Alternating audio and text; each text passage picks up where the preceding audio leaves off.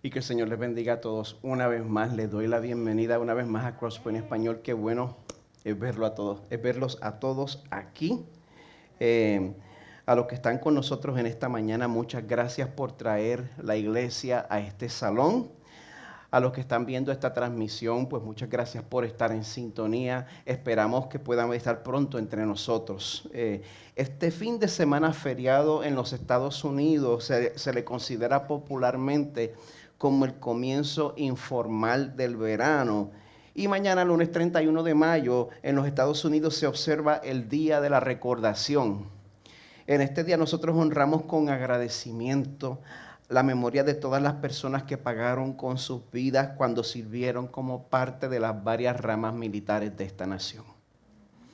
Y bueno, algo más que distingue este domingo en particular es que hoy llegamos al final de la primera parte de la serie que comenzamos a principios de este año.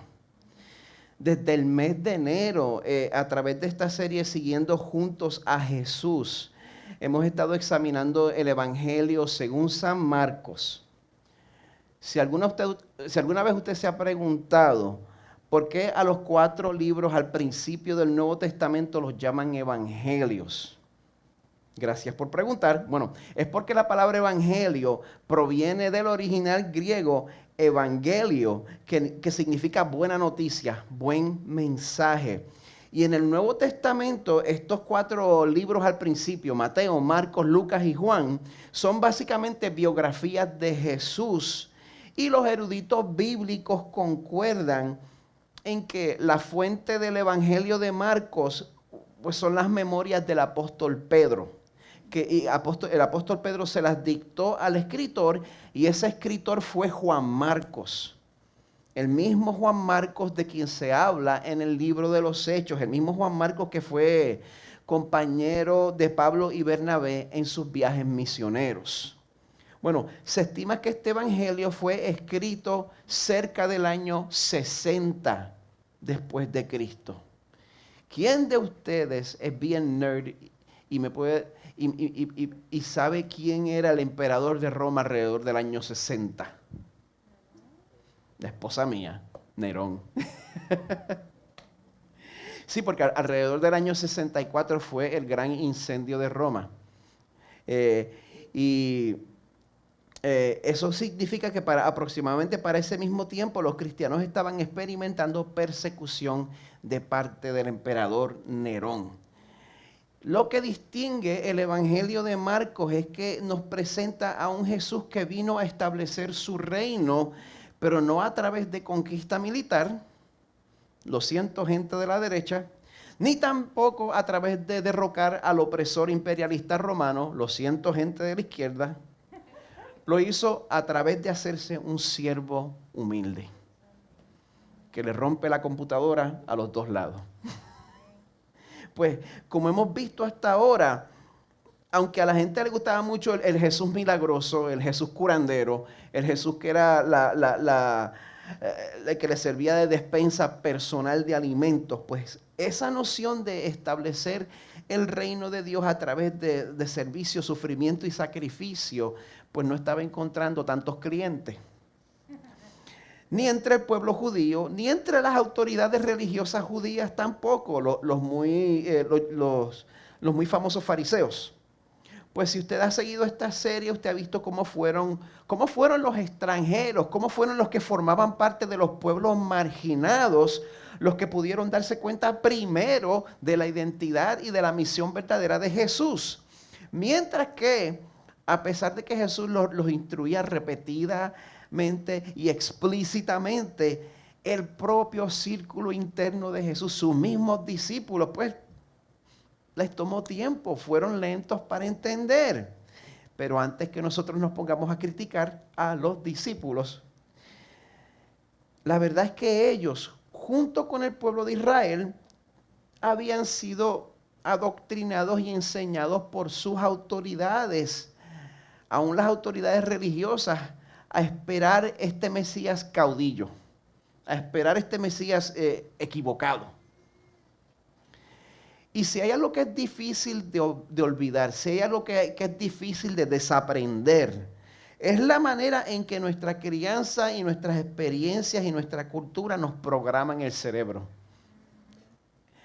Pero bueno, a través de los eventos que vamos a ver en el pasaje de esta mañana, Jesús va a estar trayendo a sus oyentes, y mi esperanza es que a nosotros aquí también, que nos va a estar trayendo nada menos que un cambio de paradigma. Paradigma, una palabra de domingo que yo no uso mucho tampoco, por eso me traje la definición aquí. Un paradigma es un patrón, un molde, es un criterio según el cual nosotros basamos la manera en que vivimos. Un paradigma puede ser un sistema de creencias, un paradigma puede ser un conjunto de valores, un paradigma puede ser una filosofía. Pero una vez usted adopta un paradigma en su vida, usted lo deja de cuestionar. Usted funciona en piloto automático, dejándose llevar por ese paradigma. Y lo utiliza como marco de referencia para definir todas sus experiencias. Y el paradigma que más profundo llega en nuestras almas y el que más trabajo da para modificar es el paradigma de su identidad. La respuesta a la pregunta, ¿quién es usted? ¿Quién eres tú? Bueno, para que ese tipo de paradigma cambie, se necesita nada menos que la intervención de Dios mismo. Así que por esa razón les voy a pedir que antes de empezar oren conmigo. Buen Señor, te necesitamos en esta mañana. Porque una vez más yo tengo el privilegio de predicar y de exponer tu preciosa e inerrante palabra. El tema de hoy, Señor, nos muestra la tendencia que nosotros tenemos a creernos más fuerte de lo que somos en verdad.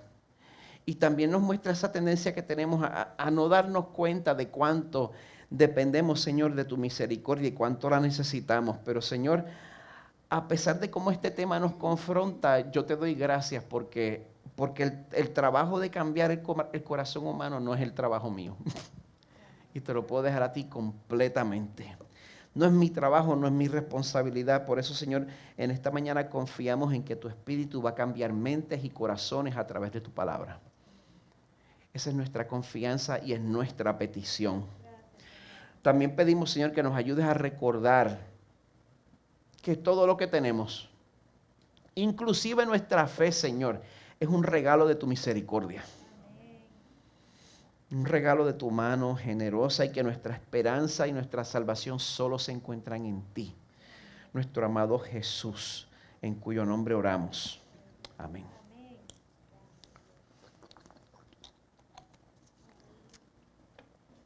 Una de las cosas que yo he venido a saber a través de los años en que he estado en la iglesia, básicamente desde mi niñez, es que casi el 100% de los pastores o los predicadores que usted ve en el púlpito o usted oye por YouTube, por más serios, por más consagrados, por más conservadores que se vean, en secreto ellos tienen un programa de televisión favorito que no se pierden. Que solo la esposa de ellos sabe que lo ven. Y yo digo que es en secreto no porque sea un programa indecente, sino porque pues no es un programa serio. Es lo que los americanos llaman un guilty pleasure, un placer culpable, porque es un programa pues que así estilo Caso Cerrado, Al Rojo Vivo, ese tipo de programa. Que no le pueden admitir a nadie que le gusta. Así que yo les digo esto pues para que ustedes no estén tan en shock cuando yo les vaya a admitir el programa que a mí me gusta. Acabo de acusar al resto de los predicadores de algo que no sé de seguro, pero por lo menos los que he conocido. Yo no sé cuántos de ustedes conocen al chef inglés Gordon Ramsay. Pues este chef pues hace muchos shows diferentes, muchos programas diferentes. Y la fama de él es que si estás trabajando como cocinero o como cocinera bajo la autoridad de él y él te agarra siendo inepto, siendo incompetente, pues ten por seguro que él te va a dar el insulto de tu vida. Y pues yo me temo que él es bien grosero. Eso no es lo que estoy promoviendo. Bueno, hay un show de él en particular que se llama Kitchen Nightmares, pesadillas de cocina. Y eso fue un show que yo tengo que confesar que por lo menos la versión inglesa de la BBC, las primeras temporadas me fascinó. Porque el estilo es bien diferente al estilo americano. Pues en este programa, este chef que es famoso, que es exitoso, que tiene una cadena de restaurantes exclusivos y tiene una ética de trabajo de la gente de los tiempos de antes. Este hombre, pues, cada show es que llega a un restaurante nuevo, llega a un restaurante que está al borde de la quiebra, que está por cerrar. Él observa las prácticas del personal por un par de días, lo que hacen los cajeros, lo que hacen los administradores, lo que hacen los meseros, lo que hacen los cocineros, todas las prácticas. Entonces, un buen día se reúne con todos, con el dueño, con el personal, les comunica pues en su manera muy única lo que están haciendo mal, pero entonces también les dice lo que tienen que hacer para salvar el negocio. Imagínese que una celebridad exitosa venga a compartirle el secreto del éxito para su negocio.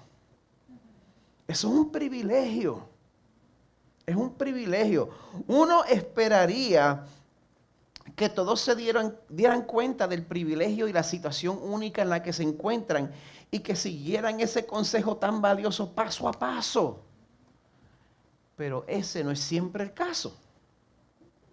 De hecho, muchos de los dueños de negocios se resistían tanto que permitían que su negocio llegara al fracaso. Porque el orgullo de ellos no les permitía cambiar su plan. Aunque el plan del chef famoso era un plan comprobado y la gran mayoría del tiempo era un plan más sencillo. Pero los dueños, antes de triunfar recibiendo ayuda, preferían fracasar independientemente.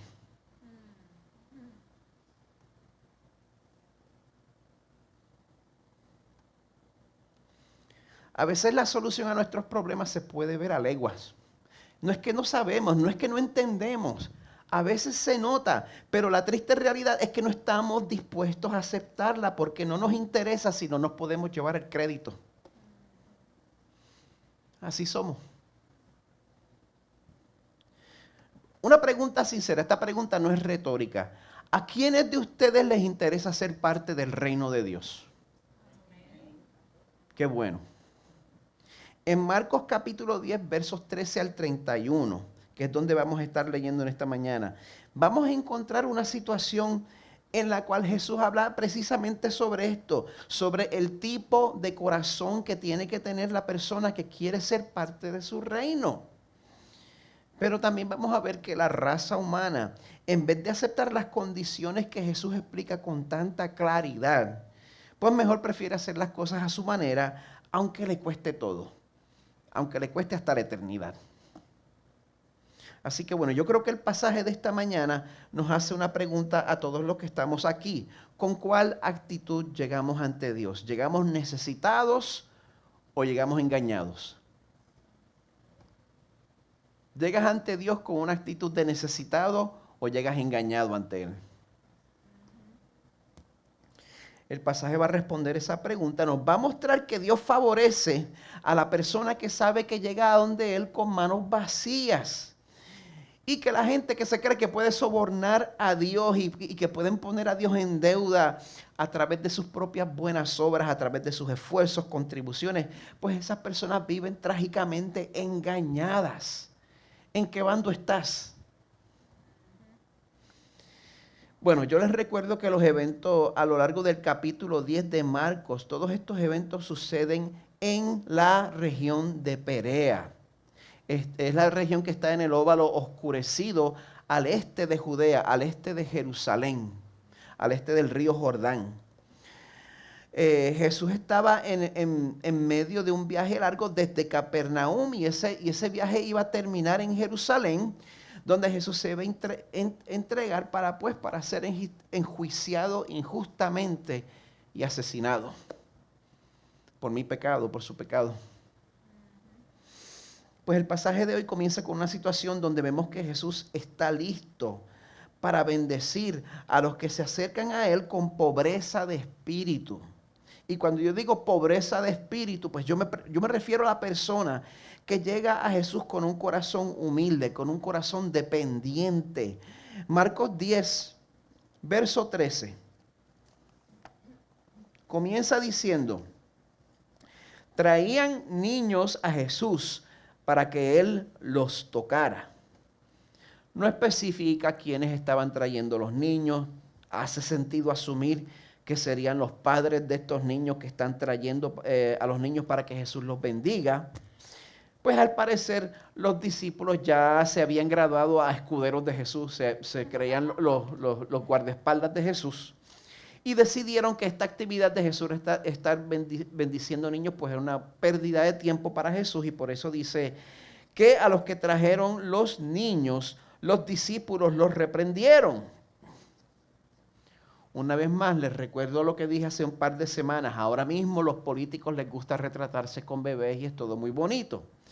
Pero en esta época y en esta cultura, a los niños no se les consideraba con el mismo sentimentalismo que nosotros lo hacemos hoy en día.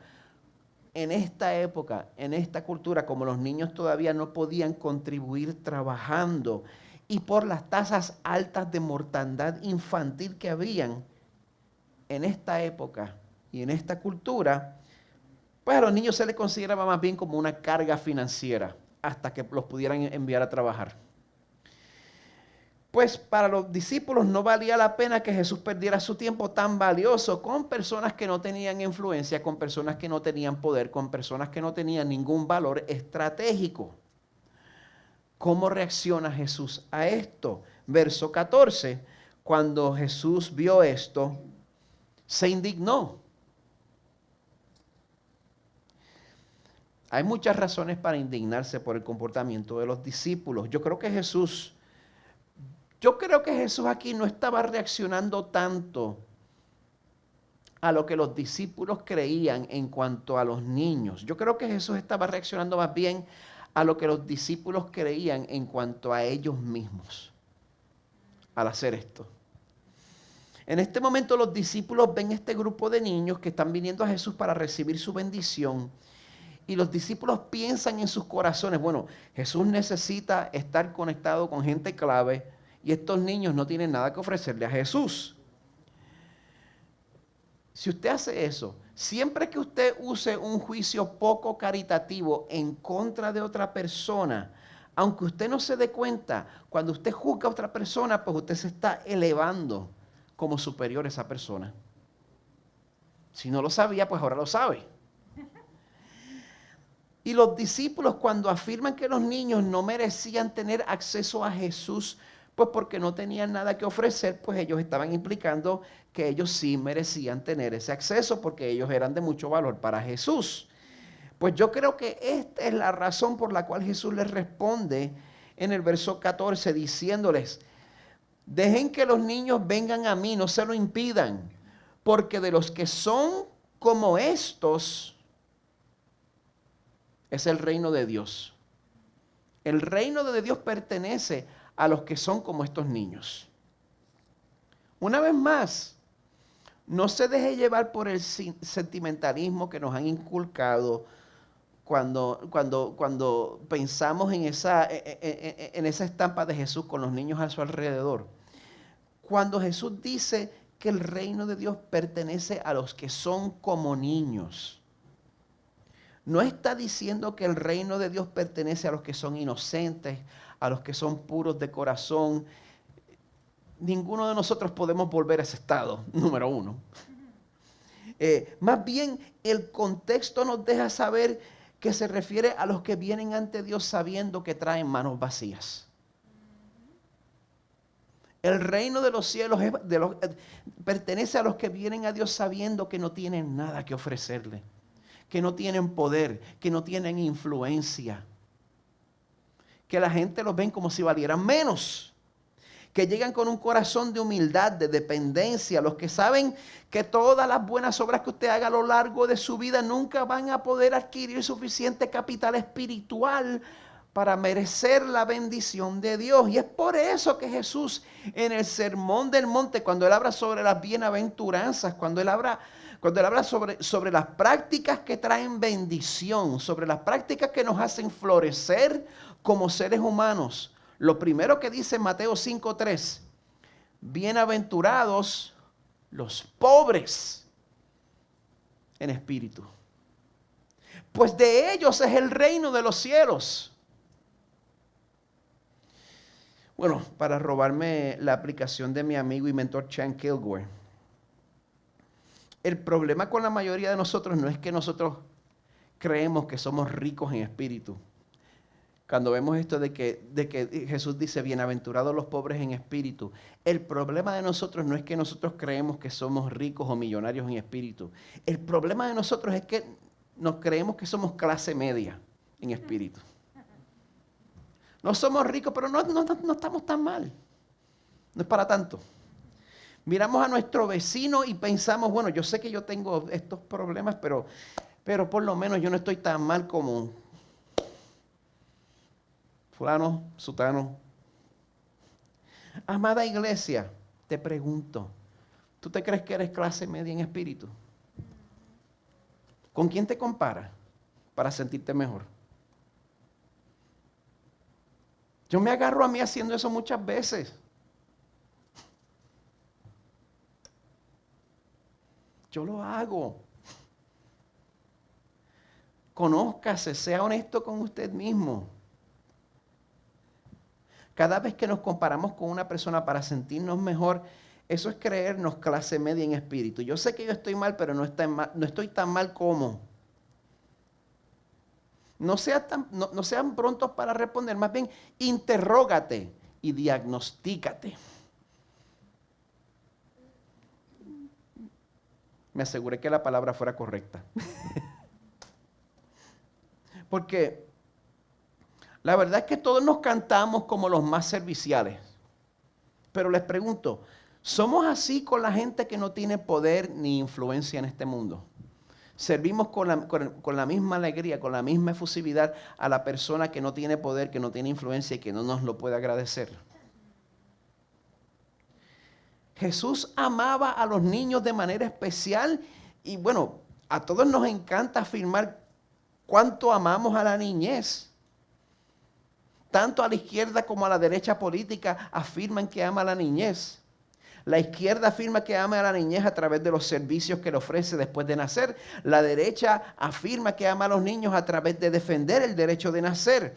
Pero solo un 0.5% de los que son parte de la iglesia se ofrecen como voluntarios para el ministerio de niños.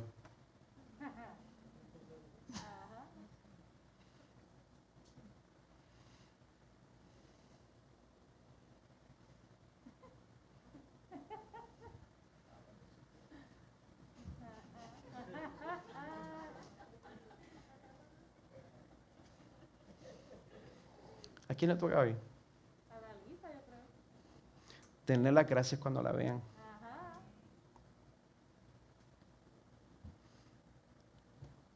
¿Por qué? Porque es mucho trabajo.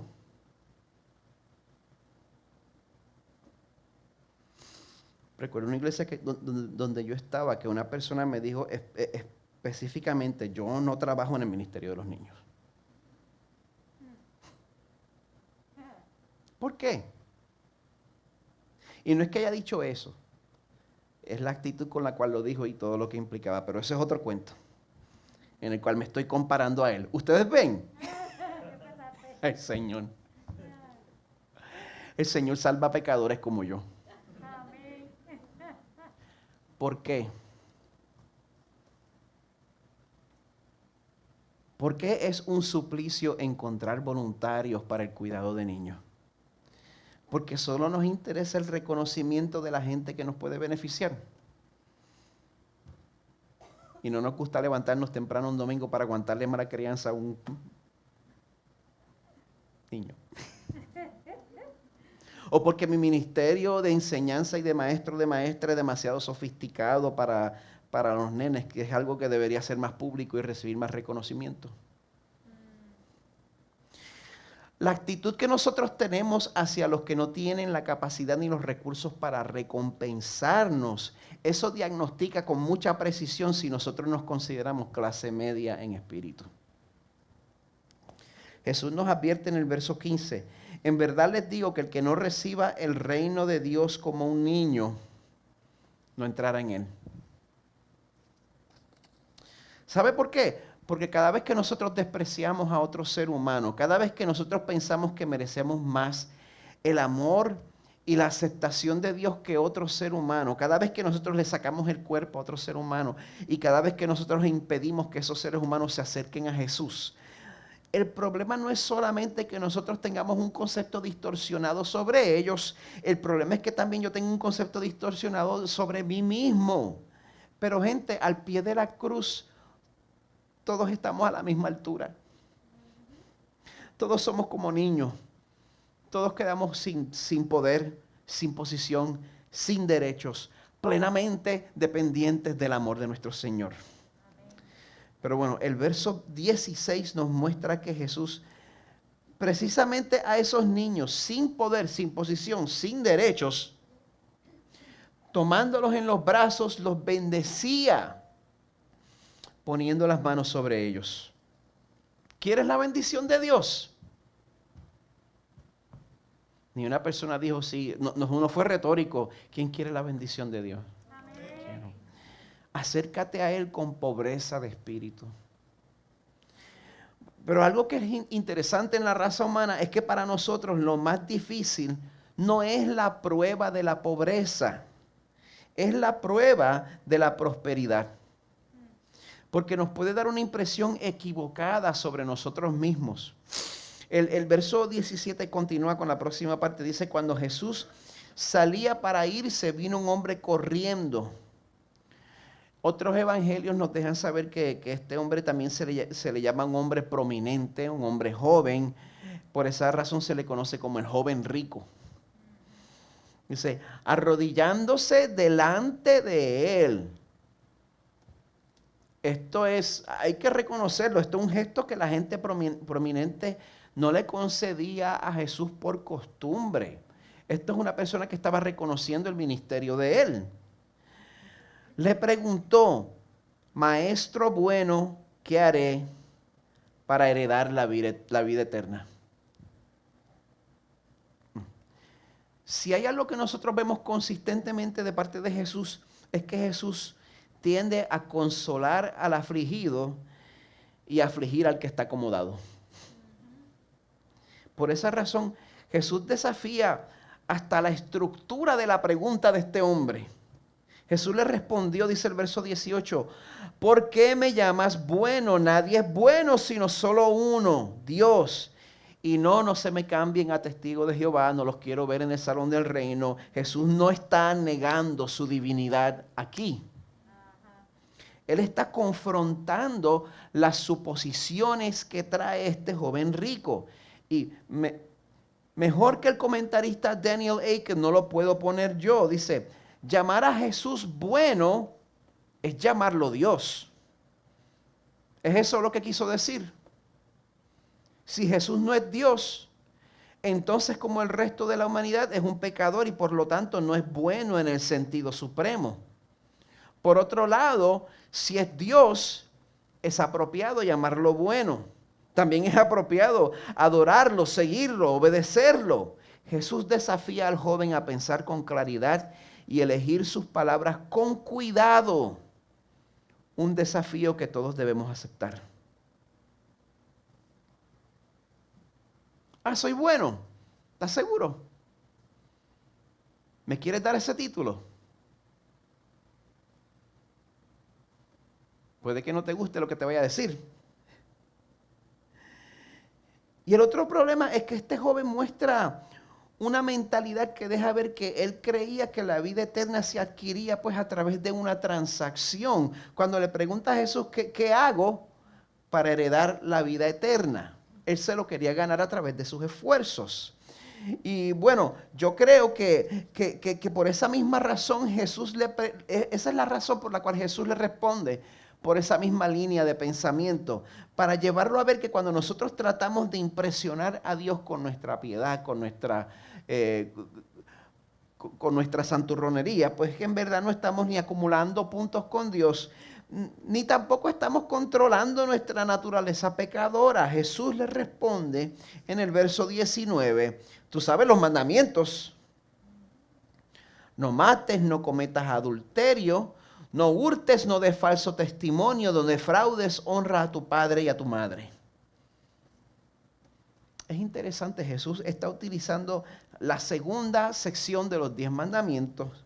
Esta es la que tiene que ver no tanto con la dimensión vertical, que es nuestra relación con Dios, es más bien la dimensión horizontal, nuestra vida en comunidad. Dice el verso 20, Maestro, todo esto lo he guardado desde mi juventud, dijo el hombre.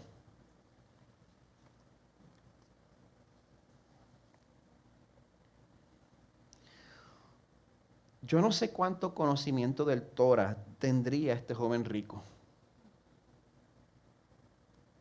Si él conocía lo suficiente de las escrituras hebreas como para decir que había obedecido los mandamientos perfectamente, yo creo que él también tenía la responsabilidad de conocer la depravación del corazón humano.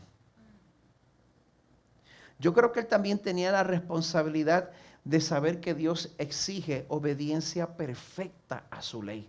Que lo obedezcamos no solamente a través de actos externos, sino que también las meditaciones de nuestro corazón y las palabras de nuestra boca tienen que ser agradables a Él. Y yo no sé por qué se sentía tan confiado diciéndole a Jesús, todo esto yo lo he obedecido desde mi juventud. Cuando David había escrito en el Salmo 51, yo nací en iniquidad y en pecado me concibió mi madre. Pero bueno, al yo decir esto, si yo estuviera aconsejando a una persona que me sale con esto, pues usted puede adivinar la reacción que yo estaría teniendo. Como a mí se me empezaría a mover la vena de aquí de la 100 y me empezaría a poner medio rojo y me bajaría una gotita de sudor. Pero a diferencia de cómo yo reaccionaría cuando estoy aconsejando a alguien que se empeña en no entender, en vez de decirle, ¿quién tú te crees que eres? El verso 21 nos dice, Jesús mirándolo, lo amó.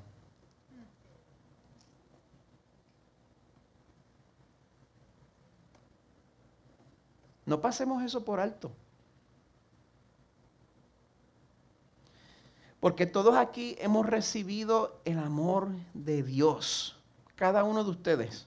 Si usted está aquí oyendo la palabra del Señor es porque usted ha recibido el amor de Dios. Y Él lo ha encaminado hacia aquí. Si alguno de nosotros hemos pasado de las tinieblas a la luz, no es porque usted fue más inteligente, no es porque usted es mejor educado, es porque, como dice en Romanos 5:6, mientras aún éramos débiles, a su tiempo Cristo murió, no por los educados, no por los más inteligentes, por los impíos, por los que estábamos despistados por negligencia. Y Jesús amó a este joven, sabiendo que lo iba a rechazar.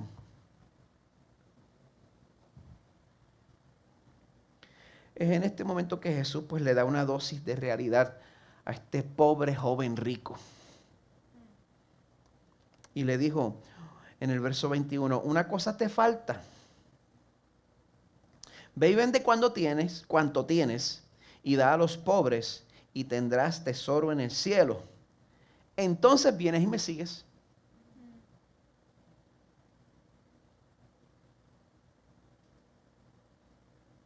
El secreto para la vida eterna. Eso es todo lo que tienes que hacer. ¿Quieres vida eterna? Ahí está. Verso 22, pero él afligido por estas palabras se fue triste. ¿Por qué? Porque era dueño de muchos bienes. No es lo mismo que usted me diga a mí, vende todo lo que tienes, que se lo diga a Jeff Bezos. No es lo mismo. Pero gente, si Jesús era verdaderamente un maestro bueno, si Jesús era verdaderamente bueno, pues entonces Jesús es Dios. Y si Jesús es Dios, tenemos que obedecer lo que nos manda. Y Jesús le dice a este joven, bueno, lo único que tienes que hacer para vivir para siempre, para tener vida eterna, es renunciar a tus riquezas y sabes que me vas a tener a mí por la eternidad. Jesús no le estaba pidiendo nada que Jesús mismo no estaba dispuesto a hacer o que ya no hubiera hecho. Segunda de Corintios 8:9 nos dice, conocen la gracia de nuestro Señor Jesucristo, que siendo rico, sin embargo, por amor a ustedes se hizo pobre, para que por medio de su pobreza ustedes llegaran a ser ricos. Amén. Gracias, Señor.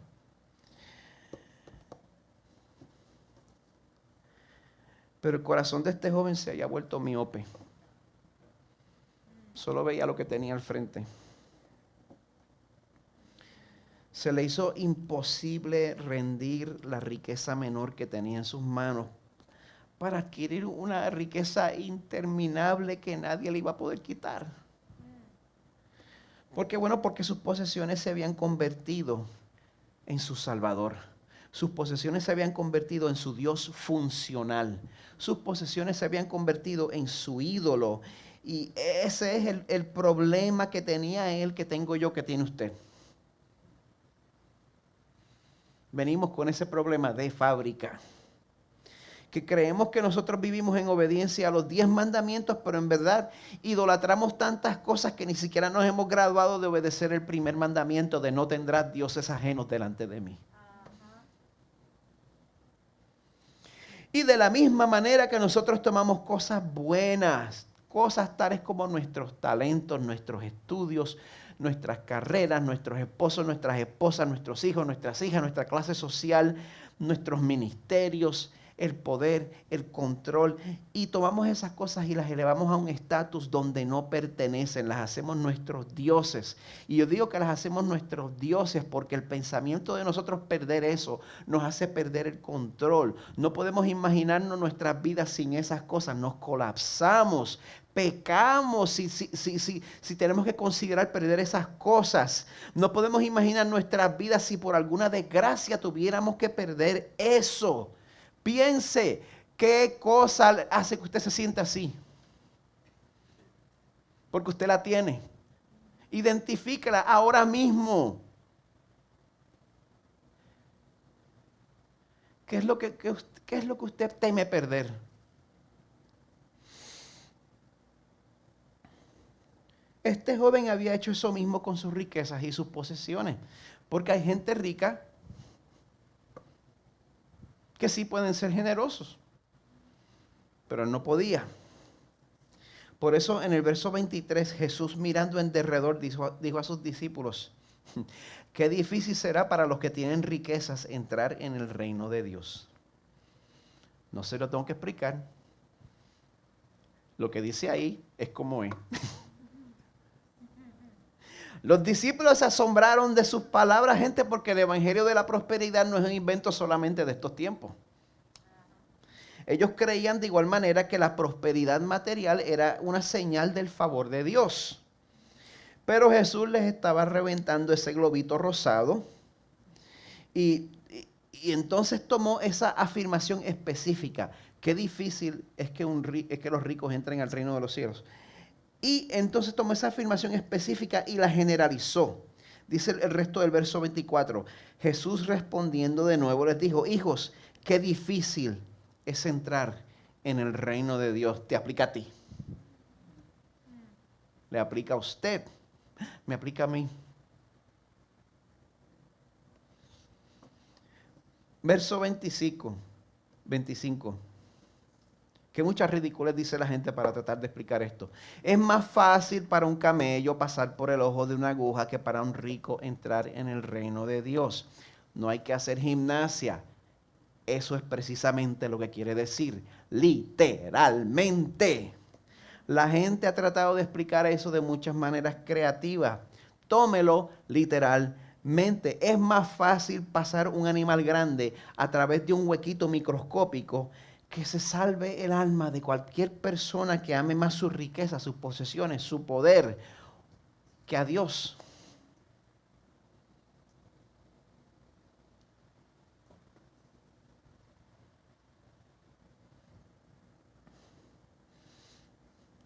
Así mismito se asombraron ellos, dice el verso 26.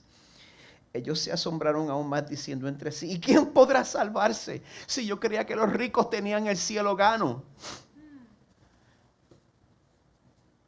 Mirándolo Jesús dijo, para los hombres es imposible, pero no para Dios, porque todas las cosas son posibles para Dios.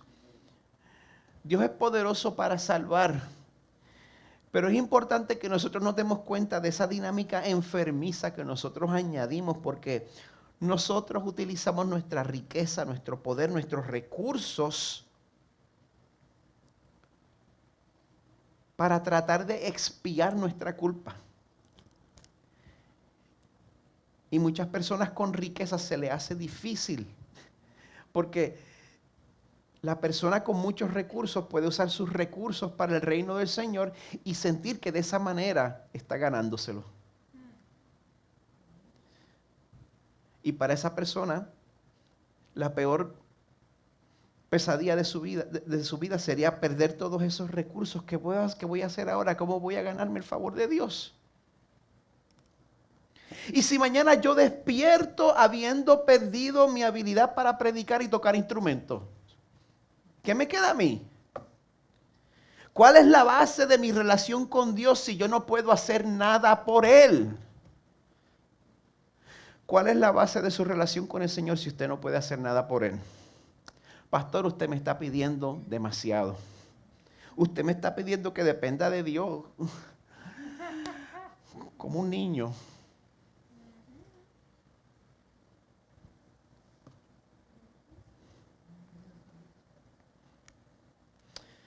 ¿Qué haríamos si nuestra única opción fuera depender como niños de que Dios nos salve? Que usted no pueda traer nada a la ecuación, solamente su pecado y su quebrantamiento.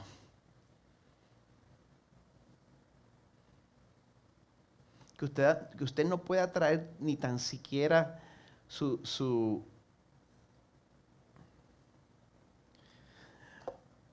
Se me acabó el lenguaje, que no pueda traer nada.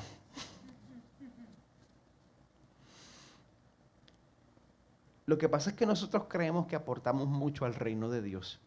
Y si yo no aporto al reino de Dios, pues el reino de Dios se va a caer. Pero el reino de Dios va a estar muy bien y va a estar mejor si yo no despierto mañana. Y en verdad no se trata de nuestra aportación. En verdad el premio que nosotros recibimos es mucho más de lo que nosotros invertimos. En este momento, por supuesto, Pedro abre la boca. Verso 28. Entonces Pedro comenzó a decir a Jesús, nosotros lo hemos dejado todo y te hemos seguido. Si hubiera estado sentado al lado de Pedro, hubiera hecho.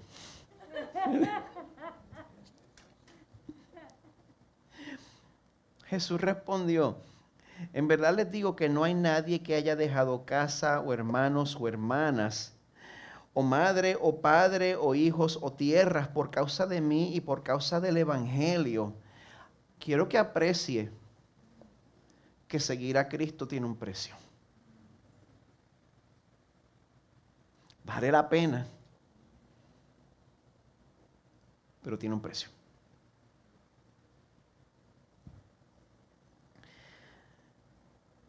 No hay nadie que haya dejado todas esas cosas.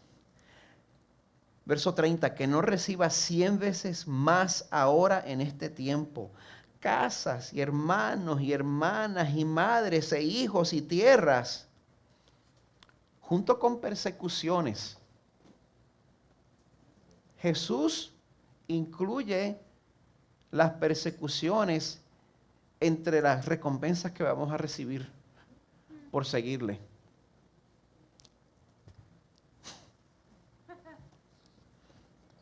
Lo que pasa es que en nuestra mentalidad y en nuestra economía de cómo funcionan las cosas, pues eso no encaja, nos rompe la computadora, pero la verdad es que la Biblia nos dice que es un privilegio sufrir por Él.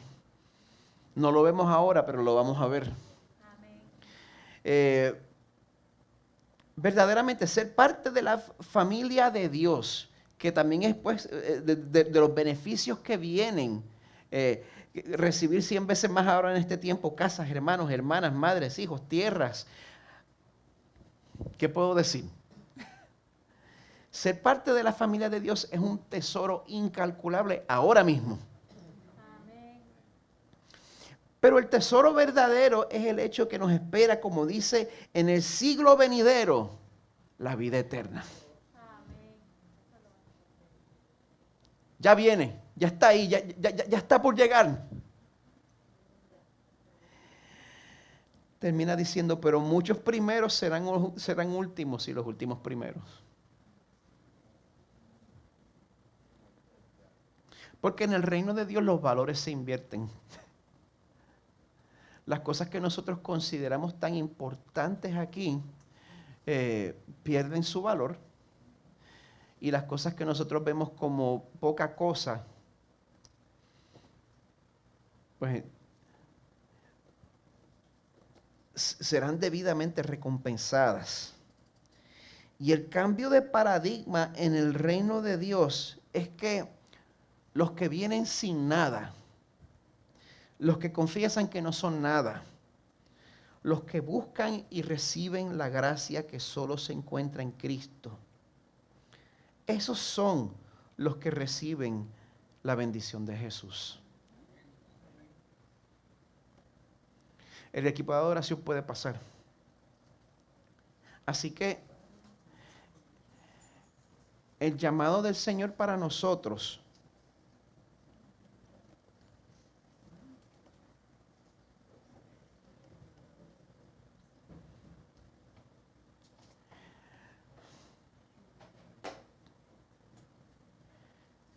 es que lo consideremos a Él nuestra única riqueza.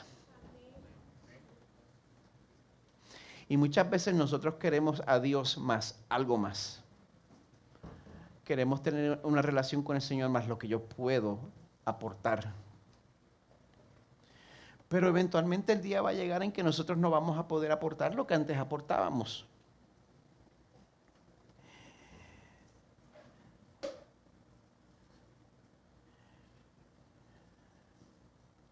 Así que es mejor que te acerques a Él como un niño desde ahora.